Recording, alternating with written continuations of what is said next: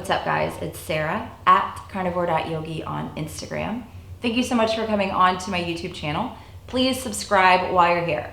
So today's video is all about cheating and the carnivore diet. I'm really, just like everything else on this channel, going to give you my experience with cheat meals or cheat days, how I have recovered from those, things that worked, things that didn't work, different things that triggered me and perhaps caused me to cheat. And again, just like everything else on this channel, this is just my experience. I am not giving medical advice. I'm not a doctor or a nutritionist. I'm not even saying that this is a diet that will work for you. I don't know. Everyone is bio-individual. But I have found that this works for me. I have a lot of friends because I surround myself with a really cool, amazing carnivore community who have also had really great benefits from this way of eating. So back to the topic at hand. It is January the 20th, and I think a lot of us in the beginning of the year just are naturally drawn to trying new ways of eating. I was last year at this time. I started the carnivore diet. I did a whole video on why I started it, my 1-year update, all of the health benefits that I have gotten from eating this way not so long ago, so make sure you check that one out. But I haven't done this perfectly, you know, and I think that's the thing. I had messed up probably by this time last year. The reason I'm making this video is that I want to encourage people that maybe have messed up or kind of like fallen off the wagon to know that that's okay. False starts, it's all right. How do you recover? How do you get on the wagon again? How do you start again? So hopefully this will encourage you just a little bit. But I started this and, you know, I did have some false starts. For me, you know, that PMS time was always really tricky. That's when I crave the chocolate, when I crave the sweeter things, I'm more hungry. So over the last year, I've recognized that that week in particular, I'm just gonna be a bit more hungry. So it's wise for me when I'm feeling more hungry to eat more. Just eat more meat, right? Instead of like going off and doing a carb up and having, you know, those foods that I felt like I couldn't live without. It's been for me a lot better to just say, okay, I know this week is coming. How can I prepare for it? And allow myself to just eat a little bit more during those weeks. Before I jump back into my experience, there's a couple little things I just want to address.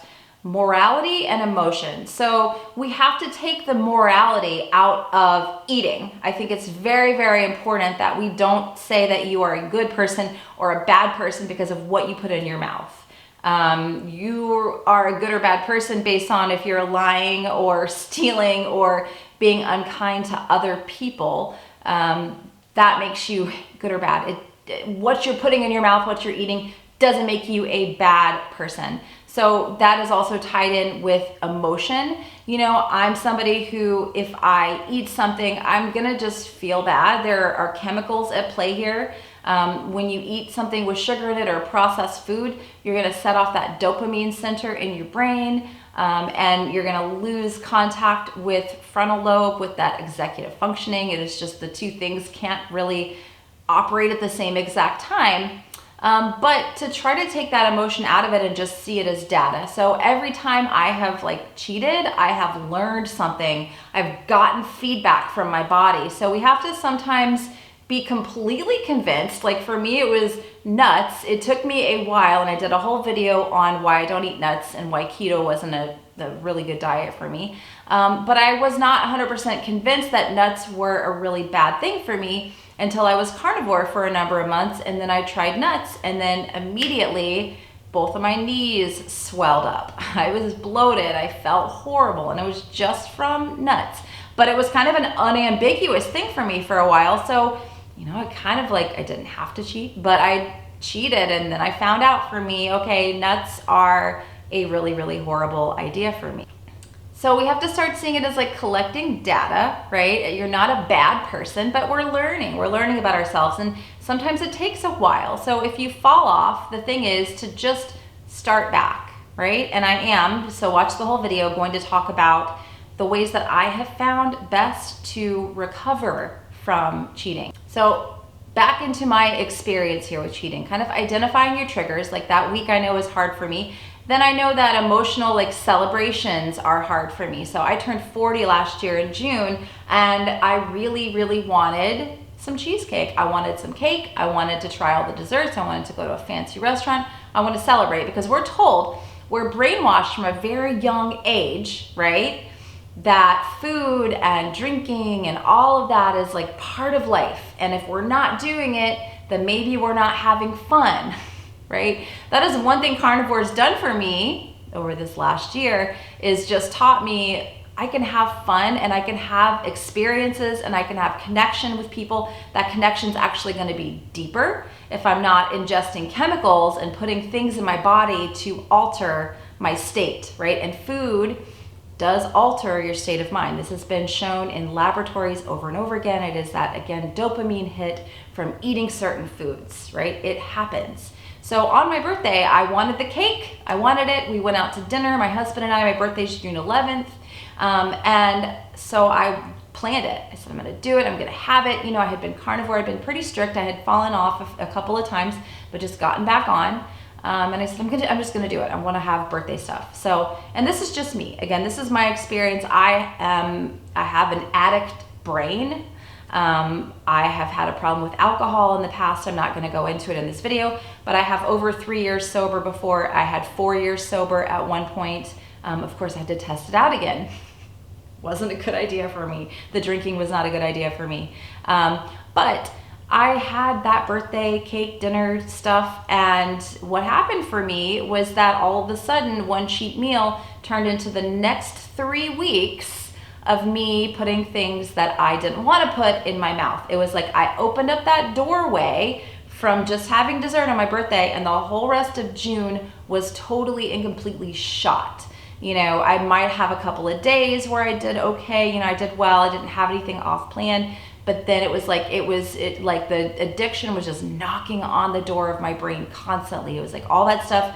I had opened up those pathways again and again. Those pathways are super strong. We've been brainwashed since we were babies to associate food and happiness. Like that's just how our society works. Food, alcohol, money, all that stuff, we equate it with happiness, things outside of us.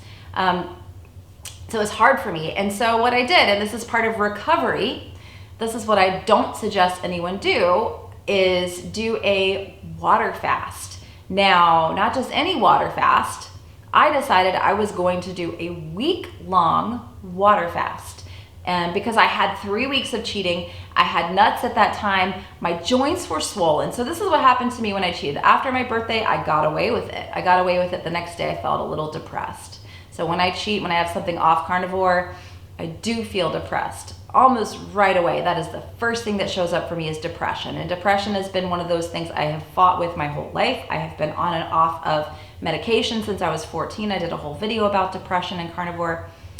But that is the first thing that showed up for me. And I'm like, oh, I can deal with a little depression, no big deal, right? And then it's a trick because you have the depression, and then putting the food in your mouth makes you feel a little bit better. It gives you that dopamine hit, but then you feel like crap again. So it's this vicious cycle that we get trapped into. So I had 3 weeks, you know, and what happened to me is I started having the painful cycle. I had swollen joints, I had bloating, I had GI distress, all of that. So water fast, that's the quickest and easiest way to just wipe that right out of your system.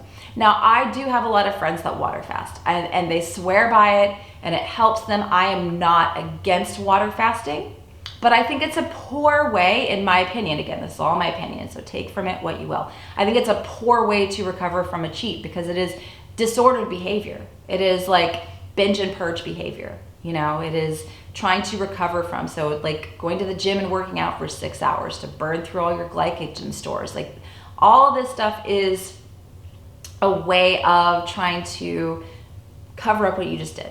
But I did it. I did a 6.5 day water fast. I only lasted 6.5 days because I started getting a headache on day 5.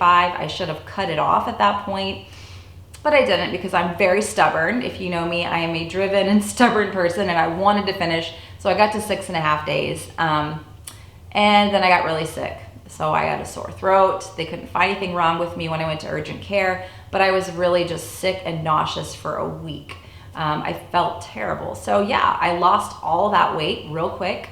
that I had gained, and I lost all that inflammation real quick. My body felt great, but I didn't learn from it because it was about 6 weeks later that I went on vacation with my family in September, and my husband brought in some Rebel Creamery, some ice cream. You're on vacation, have a little ice cream. Like I said, sometimes we have to be completely unambiguous, right? So I'll be fine. I can have this ice cream, I'll be fine.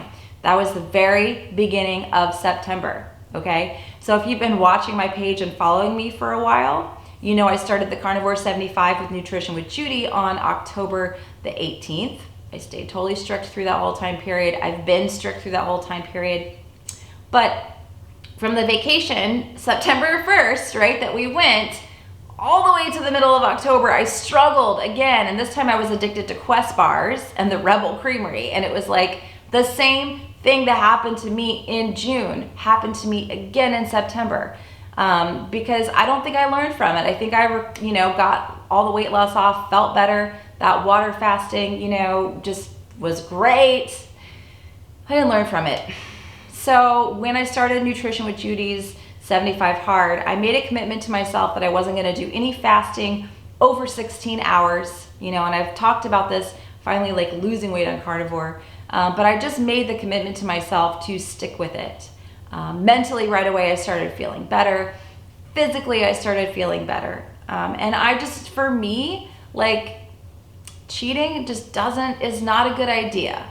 And so what I learned from that is, that time in September versus the time in June is that I just allowed myself to eat when I was hungry. I didn't fast. I just said no restricting, no over exercising, no going to the gym for 6 hours and trying to work this off, no paying for it as though I have to actually like pay some sort of a debt for something that I've done that's so wrong and immoral. I just said, no, we're gonna throw that out the window.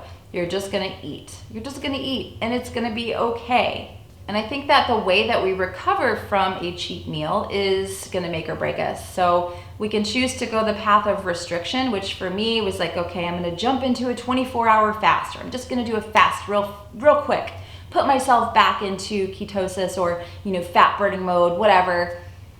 It just always would backfire for me. And this is, again, this is just me. Maybe that stuff will work for you. But if I over-exercise or I fast or I start to punish myself, then I rebel and I end up messing up again.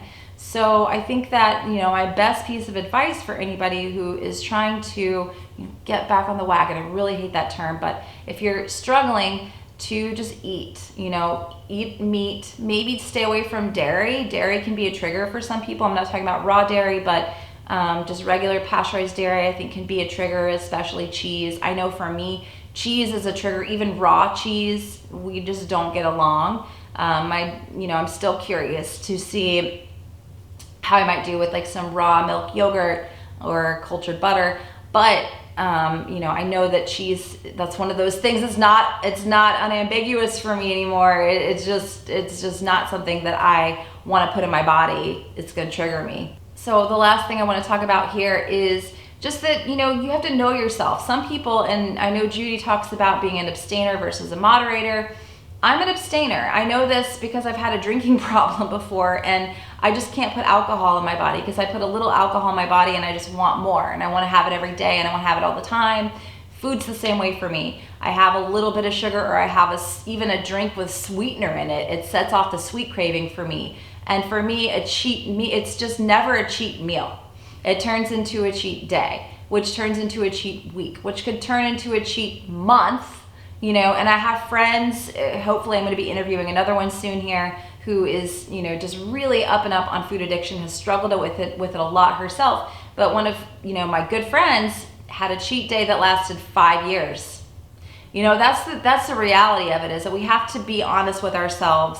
And I'm not even saying you have to do carnivore in order to deal with, those addictive behaviors. It's been a godsend for me to deal with my addictive behaviors and to kind of get to know myself, to know what foods trigger me, to know what foods inflame me, make me feel bad, bring in those symptoms.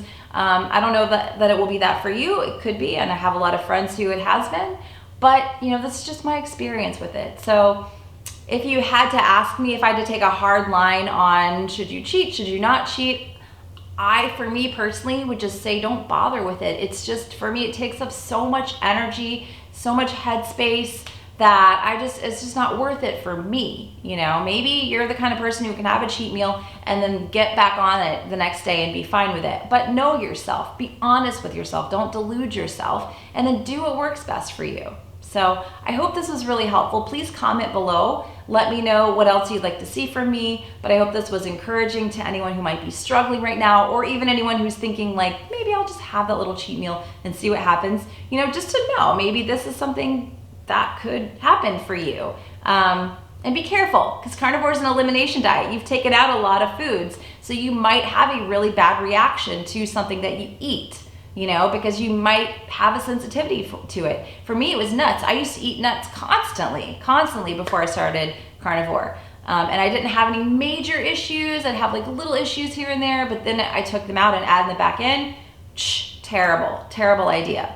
So again, I hope this was helpful. Please subscribe, please share this video with anyone you think could be helped, and stay tuned for the next video. Thanks, guys.